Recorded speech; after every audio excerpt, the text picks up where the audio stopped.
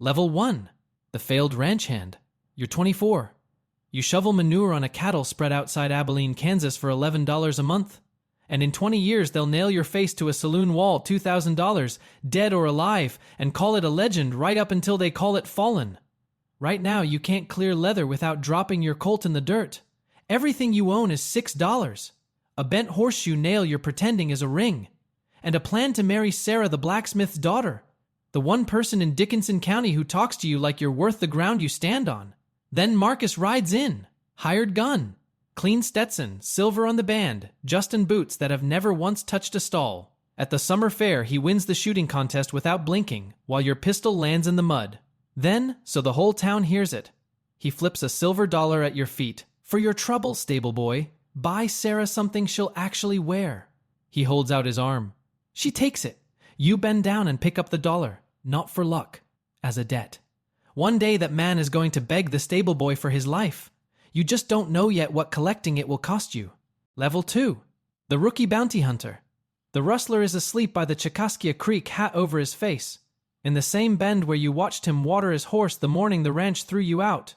You've got a borrowed Colt with 4 cartridges in it, and you know for a fact 3 of them are duds, because you bought them for half price off a drunk teamster outside Caldwell, Kansas. So you don't shoot, you throw a rope. You get it around him on the second try, dally it to your saddle horn, and drag him hollering into Caldwell before he's fully awake. The marshal counts $40 into your palm for a man you caught with a lariat and a prayer. $40. 4 months of shoveling manure paid out in one afternoon.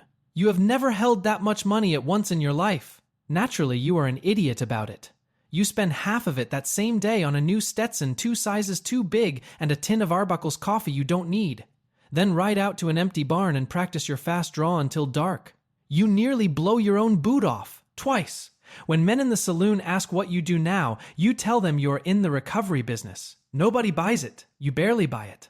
So you take a second warrant to prove the first wasn't luck, a bail jumper who owes the Sumner County Court $12. He is not easy. He rabbits the second he sees you, and you chase him through a chicken coop, both of you sliding in feathers, until he trips on a water trough and you land on top of him. You haul him in filthy and sideways. But you haul him in. That's when the old man notices you. Eli, gray, quiet, been hunting men since before Kansas was a state. He watches you drag your prize through the mud and decides you're worth the trouble. You've caught 2 now, he says, thumbing tobacco into a Bull Durham paper. You'll keep catching them till one catches you first, unless somebody teaches you to see them coming.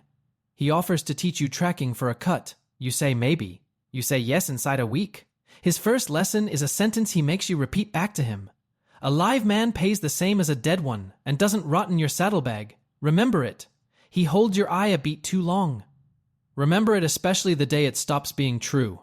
You don't know what that means yet. You will, because Eli doesn't take you after another drunk. He takes you after a real killer, 2 bodies outside Caldwell, a warrant out of Judge Parker's federal court in Fort Smith, Arkansas. And out on that trail, kneeling over a cold fire while Eli teaches you to count the men who slept around it, you feel something you've never once felt holding a gun. You're good at this, not the shooting, the reading. The trail talks to you the way the herd never did. You catch yourself rubbing the silver dollar in your belt before you mount up. You've started touching it before every job, the way other men touch a cross. That night, a rider comes through with news from 2 counties over. There's a new marshal cleaning up the territory. Quick, they say. Silver on his hat. Got a woman named Sarah at his side. You put the dollar back in your belt. Then you ask Eli how far the killer ran. Level 3. The deputy tracker. The first time you pin the badge on, your hands shake. Not from fear. From wanting it too much. Eli's name got you the job. Marshal Doyle needed a man who could read a trail. And Eli told him you were the best young pair of eyes in Sumner County. $30 a month and a tin star, and you stare at it in the shaving glass like it'll get taken back if you blink. It should get taken back. The badge is the first lie they tell you. It's paperwork. It's boot leather. It's testifying to a circuit judge who shows up smelling of rye. You track a horse thief 11 days across the Cimarron cutoff, run dry on water 2 days out, and haul him in half dead for a $25 reward the county pays in 2 installments. The romance dies out there in the alkali. The skill doesn't. You come back reading trails in your sleep. Then your work crosses his. Marcus is a full marshal now, 2 counties over, And when your horse thief turns out to have jumped a Wells Fargo warrant in his district, he requisitions the man clean out of your custody, legally, with a signature and a smile in front of Doyle, so there's nothing you can say that won't sound like a boy whining over his supper. The bounty goes to his office. The credit goes to his name. Still cleaning up after me, stable boy? Soft. Almost friendly. Some things just don't change. Sarah's on the porch behind him. She doesn't look away this time. She looks tired. She looks like a woman who married the shooting contest and found out what came after. You could let it go. You don't. You take the one case Marcus won't touch a homesteader named Alvin Reese everybody says ran off on his debts, left a wife and a cold stove. You don't believe a man walks off 40 acres he cleared with his own hands. So you walk it. You find where the buffalo grass grew wrong over a low place behind the barn, and you dig, and you find him. Shot in the back, buried shallow. And the trail of who paid for it runs straight to a respectable rancher named Coyle, whose fence line just happened to grow by 40 acres, the same Coyle who pays Marcus a quiet retainer to look the other way. You bring it to the federal court with the grass, the boots, and Coyle's own ledger. And this time nobody can requisition it. Coyle hangs. The town looks at you different after that. Marcus looks at you harder. Doyle finds you that night and doesn't congratulate you. He warns you. You just made money and power the same enemy, he says. That star won't cover you now. Out here the law bends toward whoever's biggest, and one day, son, the biggest name in the territory is the one they come for. See that it isn't yours. You turn the star over in your hand. It's just stamped tin. It always was. The badge didn't get you justice. You did the work the tin just watched. And now every powerful man between here and Santa Fe has a reason to want you gone. So you take it off. You go where no marshal can requisition your kill, and no retainer can bury your case independent, dead or alive, the far warrants nobody else will ride for. You flip the silver dollar onto Doyle's desk on your way out. A joke, a goodbye. Then you stop at the door and pick it back up. You're not done with that coin. Level 4. The Frontier Bounty Hunter. Briggs is worth $200, dead or alive, and you bring him in over your saddle because he chose dead. He's the meanest man you've taken and the most money you've ever carried, and you don't flinch anymore when a gun goes off. Somewhere in the last 2 years, the boy who dropped his Colt in the mud stopped existing. You didn't notice it happen. You looked up one day and he was gone. Briggs's brothers notice when you ride into Skull Canyon, down in the Arizona territory. 3 of them, waiting where the walls pinch close. It's the first true gunfight of your life. No rope, no marshal, no luck coming to save you. A slug goes through your shoulder and spins you into the rocks. You put 2 of them down with your Winchester before you're even upright, and you live through it for one reason. Eli taught you to pick your high ground before the shooting starts, and you'd picked it an hour before without knowing why. You ride out of that canyon bleeding and changed. Not lucky. Dangerous. You hole up in Agua Fria to let the shoulder knit, and, if you're honest, because you heard months back that Marcus dumped a woman here the winter he moved on. You find her on the second day. Sarah, alone. Running a boarding house at the edge of town, sleeves rolled, harder in the face than you remember. Marcus left her the winter his ambitions outgrew a wife. She pours you a cup of Arbuckles, and doesn't spill a drop when she sees who's under the trail dust. And neither of you says the 20 things standing in the room. Then she sees the silver dollar in your belt. You kept that. Not a question. All these years, you've never once been able to lie to her. Seemed like the kind of debt a man ought to hold on to. Something in her face moves. The old wound. The old want. Both still there, under all that hard weather. You'd stay in Agua Fria forever if the world allowed it. It doesn't. A cattle baron named Holloway hears there's a gun in town and offers you good money to run a family of squatters off land he wants no warrant, no crime, just poor people and a rich man's fence. Easy money. Marcus money. You tell him no. So Holloway's men come at night with coal oil torches to burn you out and teach the town what saying no costs. You're still half-healed and outnumbered, and you defend Sarah's house room by room in the dark. And by first light 2 of them are dead in the yard, and the rest have decided their wages don't cover this. The house still stands. So does your number. Sarah watches you reload in the gray light powder black on your hands. You could have taken his money, she says. I could have. You holster the Colt? Then I'd be him. That's the line you won't cross. You watched Marcus get rich his whole life crossing it, and you'd rather stay poor and be able to look at yourself in the glass. Sarah has known Marcus's kind up close. She knows to the dollar what your no is worth. Holloway moves his herd up to Colorado inside the year. A cattle baron who can't burn out one bounty hunter can't hold a county, and everybody knows the arithmetic now. Word gets around the way it does out here. The stable boy turned down Holloway and buried 2 of his men in the yard. Bounty offers stop being something you chase. They start finding you riders at the boarding house with folded paper and hard names on it. You've got a name now. And a name you're about to learn isn't a thing you own. It's a thing that can be hunted. Sarah packs a carpet bag and swings up behind you. For the first time since the creek, you're not riding away from something. You're riding toward it. Level 5. The renowned gunslinger. The boy who calls you out in the street of Tucson can't be more than 19. There's no warrant on him. He doesn't want your money. He wants to be able to say he faced you, and he's willing to die for the privilege. And you know before either of you moves that he's already made the worst decision of his short life. You tell him to go home. He draws. You put him down in the dust, and it's the first killing that doesn't feel like justice. It feels like the job reaching into you and taking something. He drew first. You had no choice. You tell yourself that all the way to the next town, and it doesn't help, because a dead 19-year-old doesn't care whose fault it was. Your rates tripled. Killers 3 territories over know your name. And none of it fills the hole that boy left in you? Sarah reads it in your face that night. She doesn't flinch, she never flinches. That's half of why you love her, but she sets down her cup. This work is going to eat you. I've watched it eat better men. So she makes you a deal. She'll marry you. But there has to be a last one, a final bounty, a number you stop at, a life waiting on the far side of the trail. You promise her. You even name the number out loud at her table. $800. Enough to buy land, raise a house, and never pin a folded warrant to your chest again. You both know a promise like that is a debt you might not live to pay. Then the territory throws a fair down in Tombstone, and it's the summer fair from Abilene all over again, the bunting, the shooting stand, the whole town in the dust.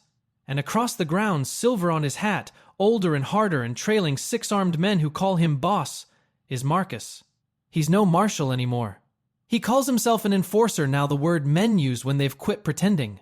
He sees Sarah at your side, and the smile he's worn his whole life goes thin. He walks over and flips a coin onto the table between you.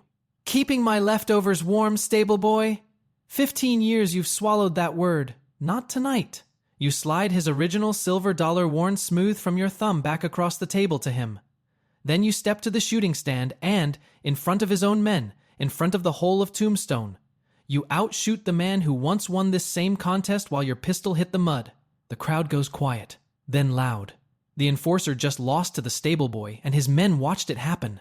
Marcus flips the dollar back at you without a word. He won't take the debt back, neither will you. It goes in your belt heavier than it's ever been. You walk Sarah out of that fair a winner, and you think that's the end of the story. You've beaten him, publicly, finally. You have never in your life understood less. Because a man like Marcus doesn't ride out and face you at dawn. That's not how his kind collects. You've just humiliated him in front of the only men who fear him, and men like that don't come for you. They come for what you love. That night you buy 40 acres in the New Mexico territory and start drawing a house on the back of a warrant. Marriage. A home. A future with a fence around it. And a target, now, on every last thing inside it. You signed your family's death warrant at that shooting stand. You just didn't hear the ink dry. Level 6. The elite manhunter. You build the house yourself between bounties, board by board on 40 acres of scrub outside Redwater, New Mexico territory. You're no carpenter. The porch leans. The chimney draws wrong for a month. But it's yours and Sarah's, and the first time smoke rises straight from that flue you stand in the yard like you've done something harder than any manhunt. You marry her in a one-room adobe church with Eli as witness and a preacher who charges $2. The bounties are different now. You take only the big ones the manhunt's other hunters won't touch. The men the federal court in Fort Smith has all but given up on. The money finally builds instead of just keeping you breathing one more week. You put the difference into the land. Fence wire. A second room. A Studebaker wagon. A future you can walk the edges of. Here's the thing nobody warns you about being the best. To catch the worst men, you have to live inside their heads. You spend 6 weeks trailing a child killer named Vaudry clear across the Llano Estacado, thinking the way he thinks, sleeping where he'd sleep, and when you finally bring him in and ride home, you come home wrong. Quiet. watchful at your own table, sitting with your back to the wall in your own kitchen. Sarah lays her hand flat on your chest one night. You're home. You can come all the way back now. And you do. That's what she's for. She's the one thing that reaches into the cold place and turns the lamp back up. Then she tells you she's carrying a child. That night, for the first time since Abilene, the silver dollar comes out of your belt for good. You set it in the drawer by the bed. You don't need a debt against your skin anymore. You've got something better to keep close. You pick your last warrant, the one you promised her. A killer 3 weeks ride north, worth $800, the exact number you named at her table. Enough to close the ledger for good. One more, and you're done. A rancher, a husband, a father. A man with a leaning porch and no folded paper on his chest ever again. You can see it from here. You're that close. Which is precisely when a stranger rides through Redwater asking after the hunter with the silver dollar. You catch him twice, once outside the mercantile, once sitting his horse at the top of your road, just looking at your house. You run him off and cut his trail out past the ridge. It bends north and east, toward Marcus. So you do what a careful man does. You warn Sarah. You stop taking any warrant under your own name. You tell yourself you've bolted the door and bought your family safe. You're watching the wrong door. You tell yourself one more ride and you're out. One more, and the name goes quiet, and you get to be just a man on 40 acres. But the frontier doesn't turn loose of a legend that easy. It makes you, and it feeds on you, and one way or another, it always comes to collect what it lent. You can't hear that yet. You hear your wife breathing beside you in a chimney finally drawing clean. The morning you leave for the last warrant, Sarah walks you to the gate, one hand at the small of her back showing now. You tell her 3 weeks, maybe less. You tell her when you get back you'll finish the porch rail and never leave again. She makes you promise. You promise. You kiss her at the gate and ride north. That's the opening he's waited 2 years for. You leave your family standing safe in the morning sun. You will not come home to one. Level 7. The outlaw hunter. You smell the smoke 6 miles out. You tell yourself it's a brush fire. You tell yourself it's a neighbor burning stumps.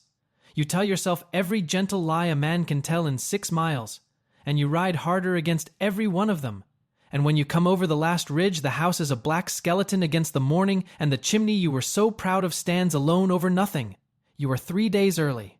Warrant collected, $800 in your saddlebag, riding hard to keep the promise. You were still 2 days too late. Marcus and his men came through Redwater while you rode north chasing the bounty that was supposed to buy your family safe. They burned everything you built board by board. They killed Sarah. They killed the child she was carrying. And on the porch step, the one part of the porch that didn't burn, they left one thing pressed into the ash, so you'd know exactly who. The silver dollar, the one from the drawer. You dig 2 graves in ground you cleared to raise a home. You don't say a word the whole time? When it's done, the part of you Sarah spent 6 years keeping warm is simply not there anymore. The way a lamp carried out of a room is not there. You don't pin a star back on. You write under paper instead federal warrants out of Judge Parker's court, dead or alive, made out to whoever brings the body in. Because the law that bends toward power also pays men to hunt outlaws, and every man who rode with Marcus is an outlaw with a price on his head. Hunting them is legal now. You say that word to yourself, legal, like it changes what your hands are about to do. It doesn't. Legal killing is still killing. You've just stopped caring who signs for it. You hunt the gang one at a time. The first 2 you take alive out of old habit, and you stand in the crowd at Fort Smith and watch Parker's gallows drop them and feel nothing but arithmetic. 2 down. After that you stop bothering with alive. Alive is for men who still believe Eli's rule. You buried that man in Redwater with his wife. Each one you catch gives up a piece of where Marcus ran before you finish with him. You're faster now than you've ever been. Colder. Better. A worse thing wearing your face, getting better at it every week. Eli finds you outside a burned relay station on the Butterfield Road old, stooped, and for the first time in his life afraid of you. He says the sentence he taught you 20 years ago. A live man pays the same as a dead one. His voice cracks on it. You taught me you believe that. I'm asking you to believe it one more time, before this finishes the job those men started. That same week you corner Marcus's second-in-command in a mountain church. The man throws down his pistol, puts his hands up, surrenders clean, the way the rule says you take them. You kill him where he kneels. Eli's rule broken on the floor of a church. The line you swore to Sarah you'd never cross, the one that would have made you Marcus, you step over it in cold blood. The worst part is how little you feel. You've become the thing you spent your whole life hunting. The territory papers notice. They stop calling you a bounty hunter. A bounty hunter brings men in. What you're doing to Marcus's gang is bigger and colder than that, and men need a word for it, so they reach for the biggest one they own. Legend. But you've left surrendered men dead without always waiting on the paper, and a legend built on that draws two kinds of eyes. The kind that fears you, and the kind that started very quietly to wonder whether you're the one who ought to be hunted now. Level 8. The Frontier Legend. You run Marcus to ground at a fair in Tombstone. Of course it's a fair. The bunting, the shooting stand, the whole town out in the dust, the exact kind of place it started. 20 years and 2 graves ago. The circle closing so neat it feels like something wrote it. His gang is gone, you put every one of them in the ground or on Parker's gallows. His money went with them. The enforcer who once flipped a silver dollar at a stable boy is just a man now alone, a fast hand and nothing behind it. He sees you crossing the fairground, and he knows. Everybody knows. The crowd peels off the street the way crowds do when they can feel what's coming. You've both been emptied out. No gang, no badge worth the tin, no woman waiting on either of you. 2 men and the 20 years between them. And Marcus, the man who never once in your whole life stopped smiling at you, isn't smiling now. He begs. He offers you money he doesn't have. He offers you names a lawman he can buy. A rancher who'll swear to anything, any lie that might make you lower the gun. But you both know there's no paymaster to hunt here. You beat him in front of his own men at Tombstone. And a man like Marcus doesn't kill you for that. He kills what you love. It was always just him. It was always just you. He offers you anything, and his voice does the thing you've waited 20 years to hear it do. It shakes. The man who called you stable boy needs the stable boy to let him live. You could take him in. The warrant pays the same dead or alive. Eli's rule, still true, still sitting there offering you one last chance to be the man Sarah married. A live man pays the same. You take the silver dollar out of your belt. You set it in the dust between you, where it started. His coin. Your debt. The marker they pressed into the ash of your porch so you'd know. You say the one word you've carried for 20 years, her name. Then you outdraw him. He's fast. You're faster. You've been faster since Skull Canyon, and he learns it the way 3 of his men learned it a half-second too late to matter. 20 years inverted in a heartbeat. The man who humiliated a boy at one summer fair dies begging that boy in the dust of another. You get your revenge, and it gives you nothing. You stand over him with a Colt going cold in your hand, and wait to feel the thing you rode across 3 territories and buried your own soul to feel. It doesn't come. Eli was right.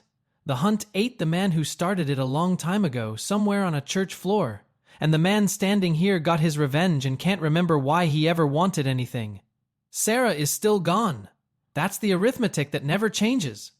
You could kill Marcus 100 times and the graves in Redwater stay full. You leave the silver dollar on his chest.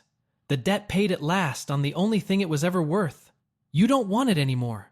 You've got nothing left to hold it against. You ride out of Tombstone a legend with an empty gun. And that's the moment the ground shifts under you. Because for 2 years the law let you hunt looked past the surrendered men. The church floor, the bodies without paper as long as you were pointed at Marcus. Marcus was useful.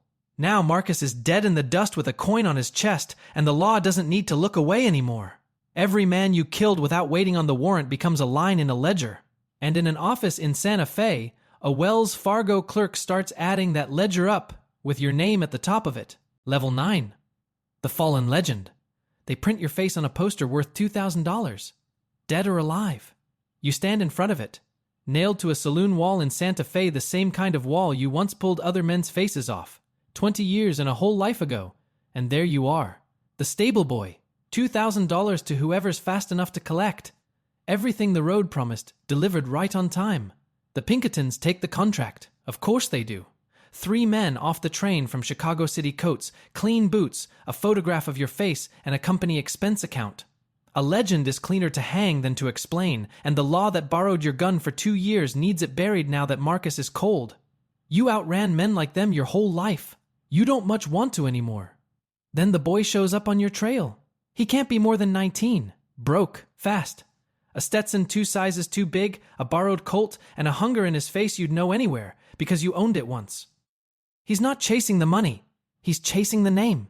He wants to be the man who took down the legend, and he's willing to die for the saying of it.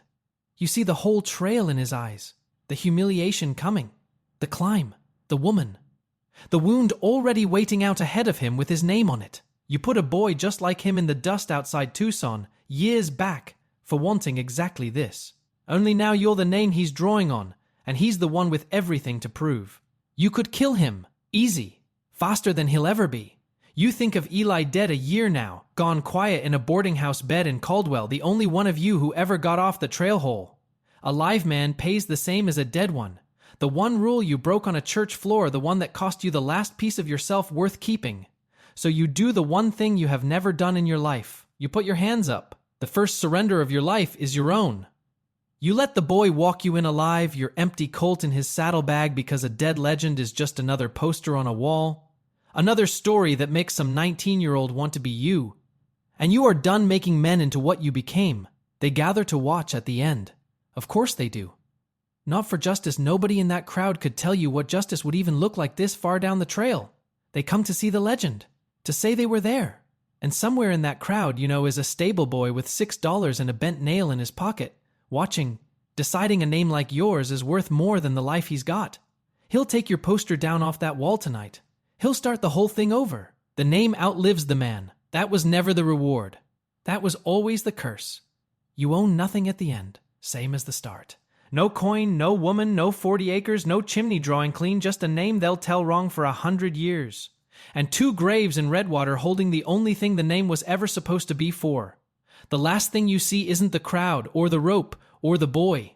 It's the ranch outside Abilene, the bunk that smelled of the mule. $6 and a bent horseshoe nail, a silver dollar shining up out of the mud, and Sarah's face turning to look at you in the last moment before Marcus ever rode in. If this one stayed with you, like it, and drop a comment telling me where you're watching from. Subscribe for more.